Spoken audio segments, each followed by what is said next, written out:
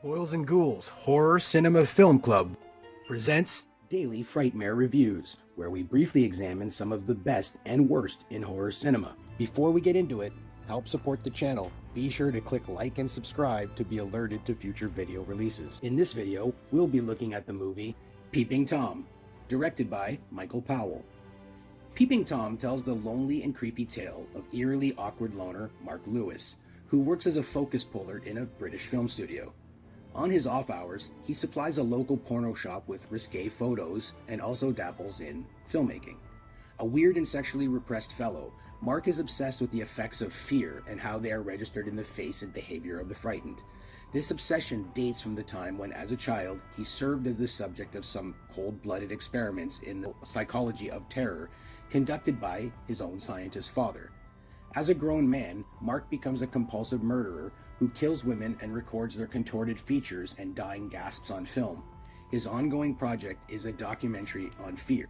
With 16mm camera in hand, he accompanies a prostitute to her room and stabs her with a blade concealed in his tripod, all the while photographing her contorted face in the throes of terror and death. Alone in his room, he would re-watch his footage, and I guess he got off on it. The significance of this film is twofold. First, it predates Psycho by a few months. Second, it introduced a new type of predator, a voyeuristic and sadistic everyman. When Peeping Tom was initially released in the United Kingdom, it was crucified by British film reviewers. One such critic from the Tribune, Derek Hill, voiced his disgust by stating that the film should be disposed of and thrown into a sewer. Another reviewer, Len Mosley of the Daily Express, was far more creative in his complete and utter disdain of the film by claiming that the film is more nauseating and depressing than the leper colonies of East Pakistan, the backstreets of Bombay, and the gutters of Calcutta. I wonder what these folks would think of some of today's far more graphic fare.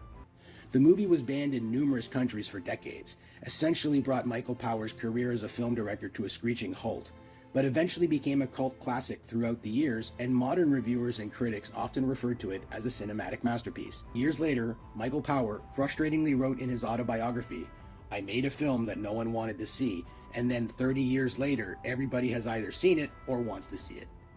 Given its place in horror history over time, and being sideswiped by Hitchcock's colossal success with Psycho just a few months after Peeping Tom's release, and having his career destroyed, I'd say Mr. Powell handled himself incredibly well. If it was me, I would have filmed myself stabbing those critics with my tripod. Movie is good, check it out, 3.5 stars. Thanks for watching, and we hope you'll join us for our next video review.